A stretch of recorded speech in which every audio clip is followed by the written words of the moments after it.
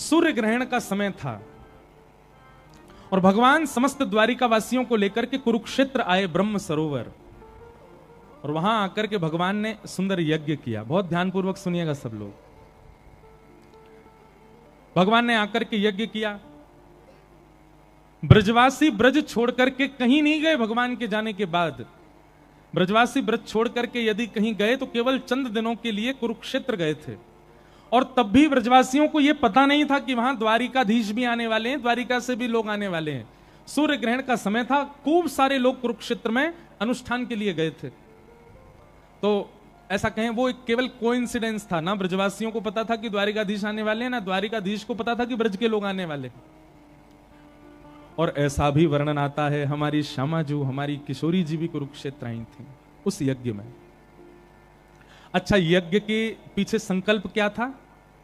हमारो कन्हैया प्रसन्न रहे, यही यज्ञ के पीछे संकल्प है ब्रजवासियों का। जब कुरुक्षेत्र में आ गए, सबने अपने शिविर लगा लिए, सब वहां रहने, तब उड़ते उड़ते खबर आई और ब्रजवासियों को पता चला हमारो कन्हैया द्वारिकाधीश भी यहाँ आयो भयो है, समस्त द्वारिकावासी के संग आयो है। वहां ठाकुर जी को पता चला कि सब ब्रजवासी, नंदरानी, यशोदा मैया, सब आदि सब आए हुए हैं। बहुत सुंदर प्रसंग है ब्रज द्वारिका मिलन का। जैसे ही ब्रजवासियों को पता चला कि हमारो कन्हैया आयो है, नंद बाबा, यशोदा मैया, सब ब्रजवासी सब रोने लगे। बोले बाबा जल्दी चलो ना, कन्हैया से मिलके हमें दूर से देखे आएंगे। अब तो हमको पता चल गया कि राजा धीराज महाराज बन गए हो, लेकिन हमको कहीं दूर से ही दिख जाएगा, वहीं से देख के बाकू निहार के आ जाएंगे हम तो। नंद बाबा सब ब्रजवासियों को लेकर के गए। मैं बहुत दिन बाद ये प्रसंग कह रहा हूं, ध्यान से सुनिएगा। सूर्य ग्रहण का समय था, ठाकुर जी की अर्चना चल रही थी। भगवान एक सिंहासन पर बैठे हैं और अनेक ब्राह्मण सन्मुख खड़े होकर के कोई तुलसी से अर्चना कर रहे हैं, कोई पुष्पों से अर्चना कर रहे हैं। भगवान का वेद ध्वनियों से अर्चन चल रहा था। तभी किसी ने जाकर के कान में बताया, बोले लाला,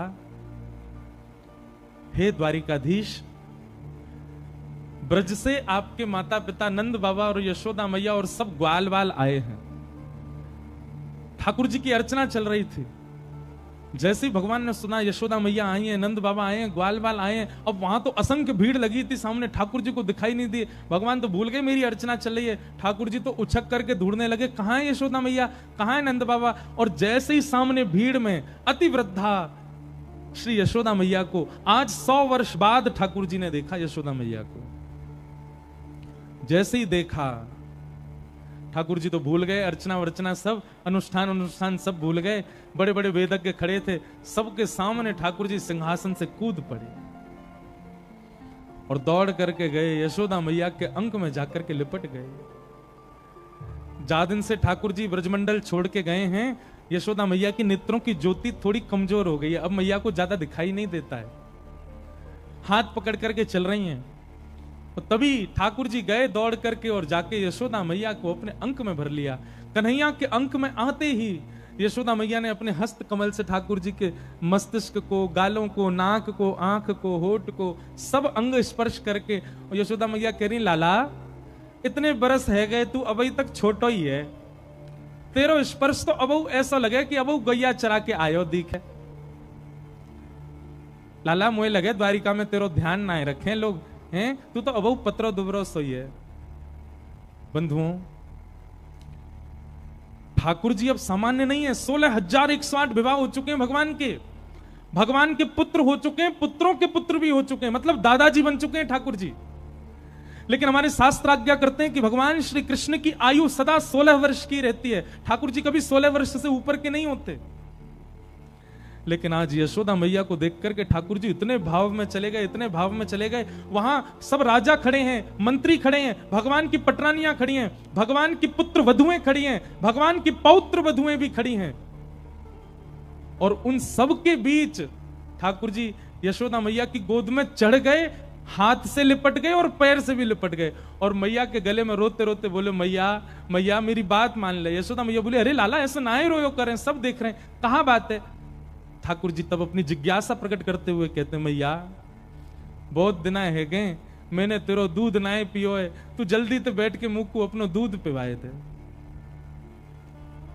और कुरुक्षेत्र की उस सभा में सबके बीच राजाधिराज महाराज द्वारिकाधीश यशोदा मैया की गोद में लेटे हैं। पत्नियां देख रही हैं, पुत्र वधुएं देख रही हैं, पौत्र वधु देख रहे हैं, बड़े बड़े राजा, बड़े बड़े वेदज्ञ, बड़े बड़े मनीषी सामने हाथ में स्वर्ण थाल लिए ठाकुर जी की अर्चना करने के लिए खड़े हैं। और यहां ठाकुर जी एक नन्हे से बालक की भांति यशोदा मैया के आंचल में प्रवेश कर रहे हैं और बार बार कह रहे हैं, मुंह को अपनो दूध पिवाए दे मैया। यशोदा मैया ने जैसे ही अपना पयोधर ठाकुर जी के मुख में दिया, रसिक जन वर्णन करते हैं इतने वर्ष बाद भी यशोदा मैया के पयोधर से दुग्ध प्रकट हो गया और ठाकुर जी पीने लगे। बंधुओं, इस छवि का दर्शन, इस छवि का अनुभव करके हृदय कई बार विदीर्ण सा हो जाता है कि कैसा कैसा प्रेम है ठाकुर जी का यशोदा मैया से। मुकुट दूर फेंक दिया ठाकुर जी ने, अपने राजकीय वस्त्र नन्हे से बालक के भांति हो गए ठाकुर जी। सब द्वारिकावासी घुटनों पर बैठ गए हैं, सब यशोदा मैया को सजल नेत्रों से देख रहे हैं, हाथ जोड़ करके बैठे हैं। यह है जगत नियंता द्वारिकाधीश की मां यशोदा। किसी ने जाकर के भीतर खबर दे दी देवकी मैया को कि मैया ब्रजमंडल से यशोदा मैया आई हैं। देवकी मैया दौड़ी दौड़ी आई और मैया दूर से कहते, अरे बहन तुम आई हो। सब राजा महाराजा खड़े हो गए, द्वारिकाधीश की मैया देवकी मैया आई हैं। यशोदा मैया को जैसे ही पता चली कि देवकी मैया आई हैं, ठाकुर जी को ऐसी गोद से उठा के बगल में किया और साष्टांग दंडवत कर रही हैं देवकी मैया को। देवकी मैया सामने से साष्टांग दंडवत करके यशोदा मैया को उठा रही हैं, हृदय से लगा रही हो, मैया आप ये कहा कर रही हो, आप मेरे चरणन में प्रणाम काहे को कर रही हो। यशोदा बोली, प्रणाम तो मुझको बहुत दिना पहले करनो देवकी, लेकिन अवसर ना मिलो या हमारे आज प्रणाम कर रही हूं। अरे क्यों कर रही हो प्रणाम। यशोदा मैया कहती हैं, जिससे मैं हूं जाते मेरो जीवन है, जाते पूरे ब्रजमंडल को जीवन है, जासे हम सबन की श्वास चले, जासे हमारे प्राण रुके हुए हैं, हमारे प्राण धन को तुमने जन्म दियो मैया, या हमारे तुमको प्रणाम कर रही हूं। मैंने पालो है कन्हैया, मैंने बड़ो कियो कन्हैया, मैंने गोद में खिलायो, मैंने माखन खिलायो, मैंने सब काम किए, पर जन्म देवे को सौभाग्य मोए ना मिलो। जन्म देवे को सौभाग्य तो आपको है, या हमारे धन्यवाद के रूप में आपके चरणन में प्रणाम कर रही हूं जो तुमने हमको कन्हैया प्रदान किए।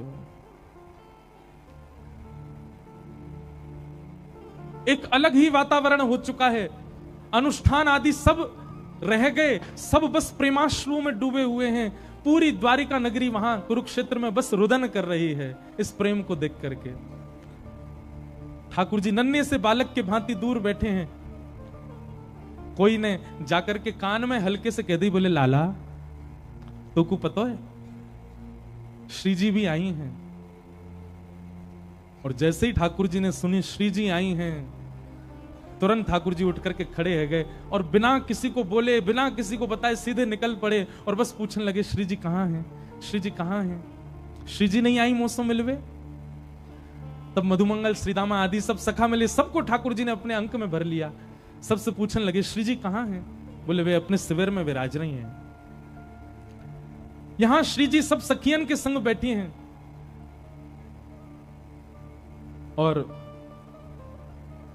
तभी कोई चर्चा करते करते अचानक श्री जी ने ललिता जी से कही, ललिता मुझको ऐसा आभास है रहे हो कि बाहर द्वार पे नंद नंदन आए हैं, मुझको ऐसा आभास है रहे हो कि बाहर द्वार पे श्याम सुंदर आए हैं, नहीं जाके देखियो तो कहां पे, तो श्याम सुंदर आए हैं का। ललिता जी बोली, आपको तो ऐसा आभास रोज ही होवे श्यामाजू। अरे हमने सुनी है उनकी अर्चना चल रही है, वे बैठे हैं ब्राह्मणन के बीच में, आज सूर्य ग्रहण है, पुष्प अर्चन तुलसी अर्चन चल रहा हो, वो कैसे आ जाएंगे यहां पे। श्री जी बोली, नहीं और दिना की बात अलग है, आज श्री जी कह रही हैं मुझको कन्हैया की तन की सुगंध आ रही है, ये वायु जो बाहर से बह के आ रही है, या मैं ऐसा लग रहा हूं कि श्री कृष्ण के तन को छू के आ रही है, एक बार देख तो सही कहीं द्वार पे श्री कृष्ण तो नहीं। ललिता जी ने जाके जैसे पर्दा खोल के देखो तो वास्तव में सामने से श्री कृष्ण आ रहे हैं। सब सखियों में चर्चा है, अरे श्री कृष्ण आ रहे हैं, श्री कृष्ण आ रहे हैं। वर्षों बाद 100 वर्ष से अधिक बीत गए श्री कृष्ण को देखे। भीतर जाकर के जैसे समाचार दियो कि श्री कृष्ण आ रहे हैं, किशोरी जी तो मानो बेसुध सी है गई, कहां करूं अब मैं। बिल्कुल अचेत होकर के बैठ गई हैं, ना हिल रही हैं, ना डुल रही हैं, ना अपने नेत्रन के पलकन को, क्योंकि ये संभव नहीं था, ये इसके किसी को अनुमान नहीं था कि श्री कृष्ण ऐसे आ जाएंगे। और तभी श्याम सुंदर को आगमन भयो। वैसे तो बंधुओं हमारे वृंदावन भी थी कि भाव से वृंदावन निकुंज लीला में श्यामा श्याम कभी अलग ना हो में, पर कहीं यदि प्रसंग कथानक मानी जाए तो 100 वर्ष बाद आज ठाकुर जी श्री जी के सामने आए हैं। नीचे नेत्र करी अपलक नेत्रन सो, एक तक देख रही, एक जगह हमारी किशोरी जी बैठी हैं। ठाकुर जी गए, ललिता जी ने सेज सजाई, सिंहासन पर आज्ञा करी यहां विराजो, पर ठाकुर जी सिंहासन पर नहीं बैठे। श्री जी जहां बैठी हैं वहां नीचे सिंहासन से कमर लगा के बैठ गए और श्री जी के चरणन को अपने गोद में लेकर के बैठे। नेत्रन सो अविरल अश्रुधार गिरती जा रही है।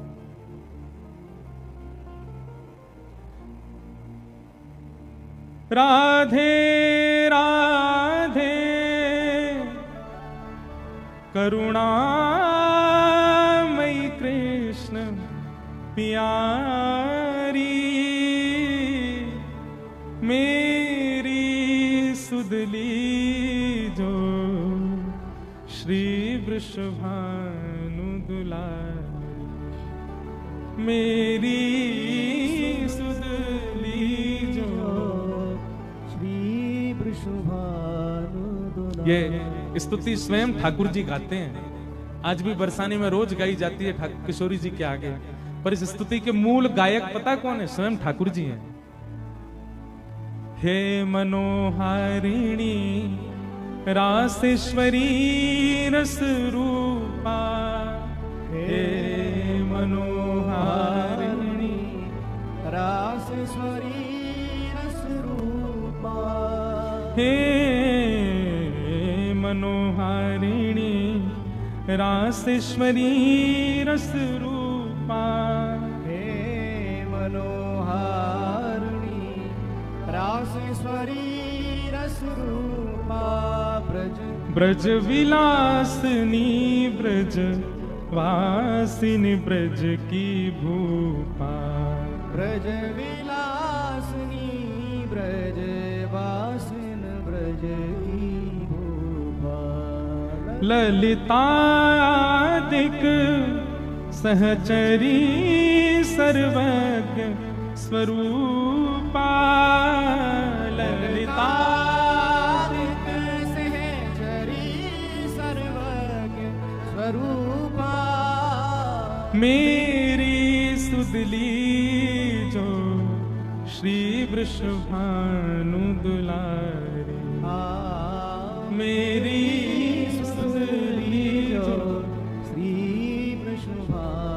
ठाकुर जी किशोरी जी के चरणन को गोद में लेके बैठे। किशोरी जी अब भी बिल्कुल अचेत हैं, उनको पता नहीं चल रही है ये है का रहे हो है। और ठाकुर जी किशोरी जी के चरणन को लेकर के बार बार अपने शीश से नवा रहे हैं, अपने नेत्रन के जल से किशोरी जी के श्री चरणन में अश्रुबिंद बिंदन से मानो उनके चरण धो रहे हैं। अचानक श्री जी को ललिता जी ने इशारा किया, बोले श्री जी श्याम सुंदर चरणन में बैठे हैं। श्री जी को होश आयो, तुरंत उठ करके आपने ठाकुर जी को उठायो और उठा करके सेज पे बिठायो और कही, अरे ललिते, अरे विशाखा, आज बहुत दिनान में हमारे प्राण वापस आए हैं, चलो इनको ब्रज को श्रृंगार तो करें।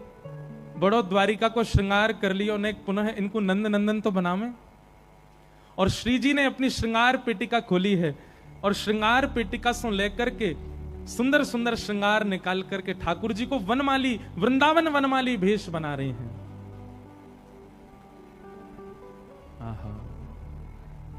द्वारिकाधीश तो राजकीय श्रृंगार में रहते हैं ना, पर किशोरी जी आज ठाकुर जी को सुंदर सिर पर पाग पहनाई है, पाग पहना करके सुंदर मोतीन की लड़ धारण कराई है, सुंदर राजकीय वस्त्र उतार करके सामान्य सी धोती धारण कराई है, कमर में कारी कमरी बांधी है, गले में वैजंती माला पहना दी है, हार श्रृंगार के, गुलाब के, कमल के और भांति भांति के सुंदर सुगंधित पुष्प गले में धारण कराए हैं। केसर चंदन घिस करके श्री विशाखा जी लेकर के आई हैं। किशोरी जी ने अपनी उंगली से ही पत्रावली को श्रृंगार श्री ठाकुर जी को किया है। और श्रृंगार करवे के बाद में अब जैसे ही काजर लगावे की बारी आई सो श्री ठाकुर जी के लिए कोई नवीन काजर नहीं, अपने नेत्रन कोई काजर निकाल करके श्री ठाकुर जी के नेत्रन में पधरा रहे हैं। और संपूर्ण श्रृंगार करवे के बाद श्री जी ने जैसे ही ठाकुर जी को आलिंगन कियो, अपने ही तन के इत्र से ठाकुर जी को सुगंधित कर दियो।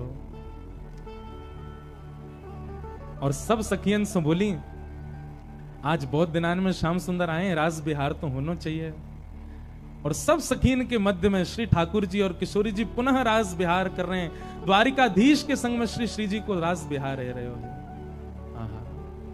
हो बन नाचे नटनी को वाली, नंद को किशोर, राधे जगत नचायो तेरी, बोह की मरोड़, राधे जगत नचायो तेरी, बोह की मरोड़ रे। बन नाचे नटनी को वाली, नंद को किशोर, बन नाचे नटनी को वाली, नंद को किशोर। और इस प्रकार श्री जी और ठाकुर जी का महाराज अनेक दिनों तक रास बिहार चलता रहा। वाके बाद श्री जी ने ही रास को विश्राम किया और विश्राम करके ठाकुर जी को आज्ञा दी, अब आप वापस जाओ।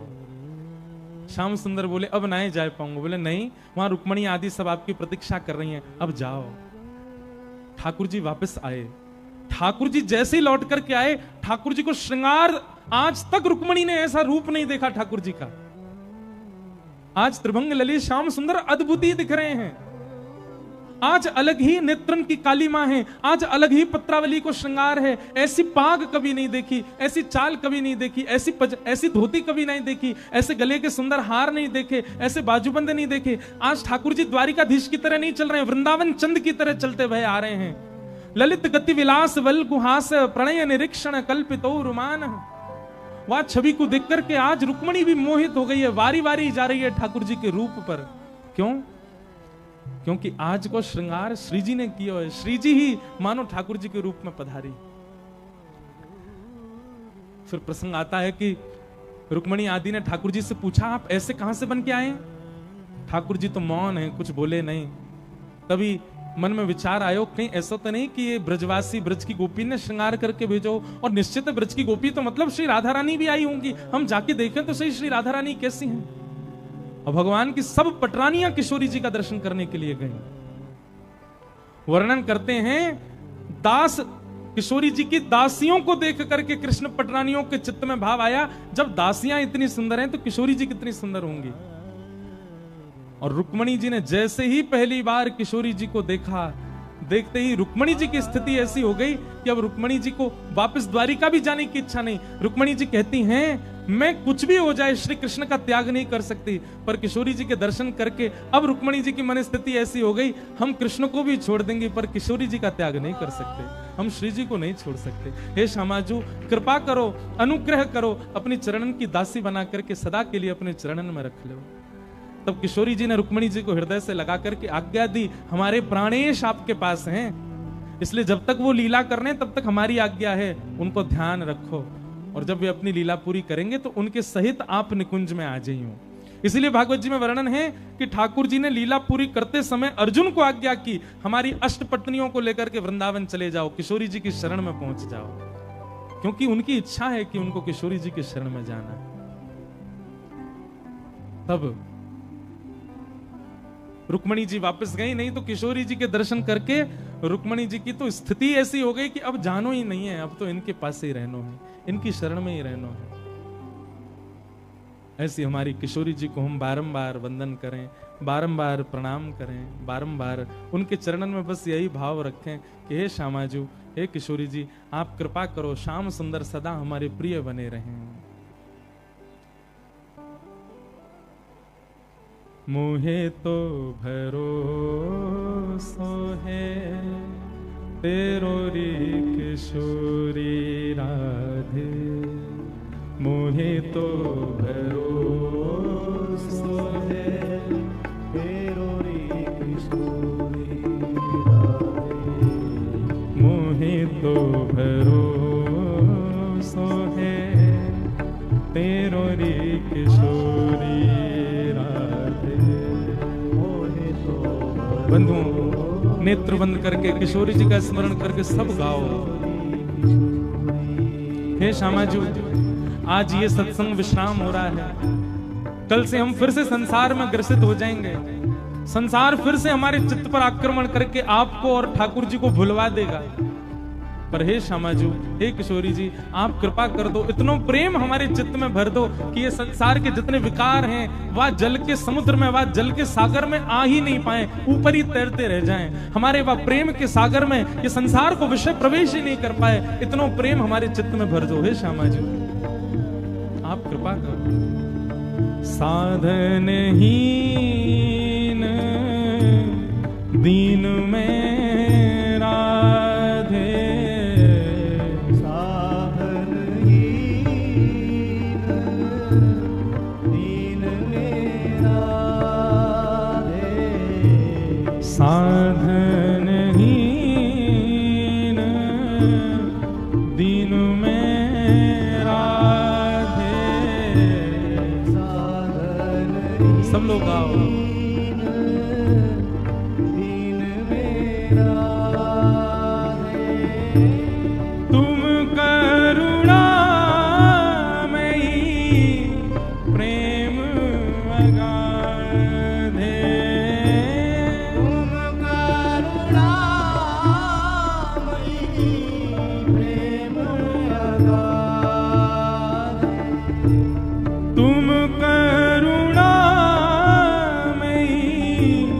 प्रेम अगाधे, तुम करुणामयी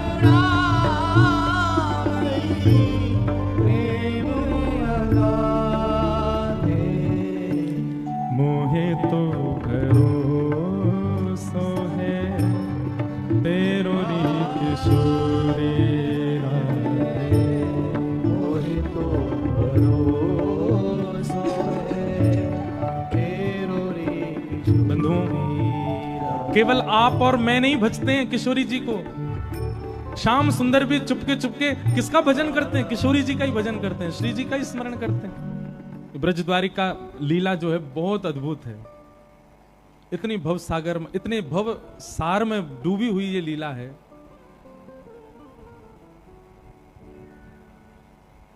श्री जी से बस यही प्रार्थना की, हे श्री जी, ये कथा तो विश्राम हो जाएगी, बस आप हमारे चित्त में प्रेम का वो सागर भर दो।